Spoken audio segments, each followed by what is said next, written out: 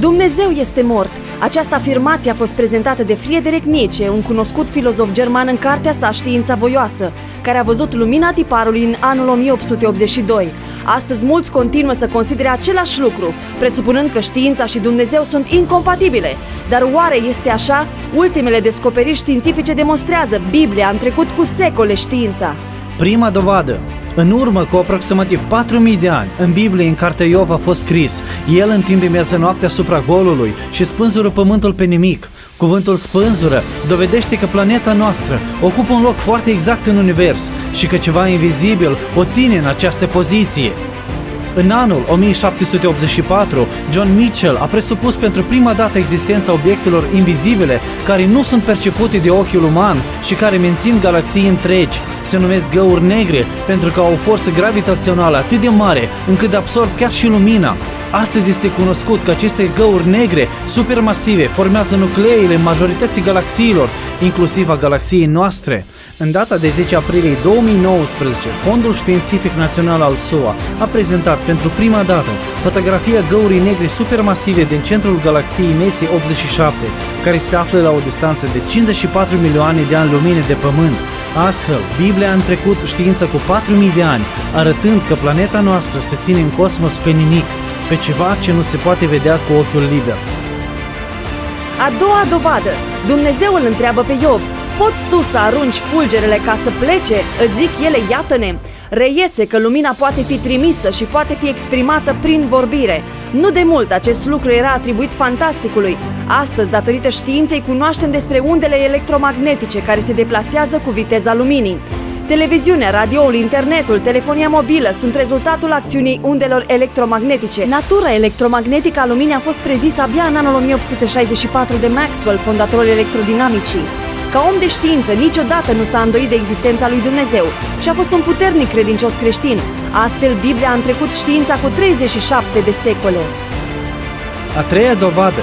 În anul 1845, Ignaz Semmelweis, medic obstetrician maghiar, unul din fondatorii asepsiei, supărat pe faptul că mortalitatea la naștere era între 30 și 50%, a presupus că infecțiile se transmit prin mâinile medicilor.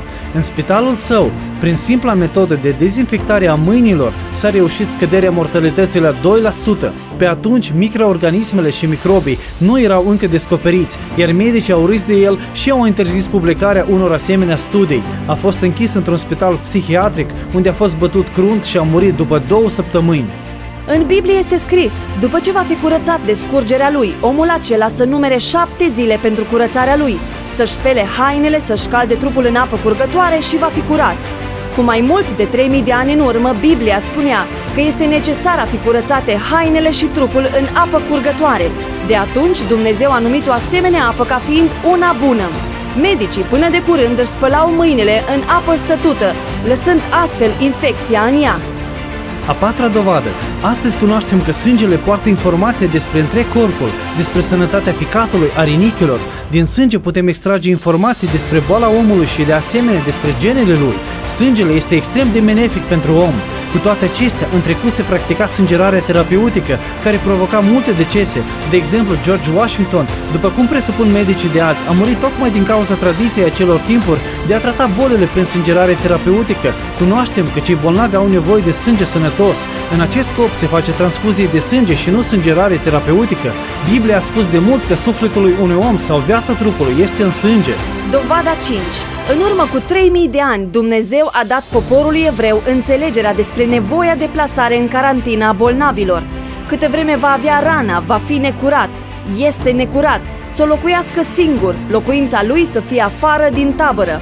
Plasării în carantină nu i s-a dat importanță până când ciuma neagră din secolul XIV a luat peste 70 de milioane de vieți.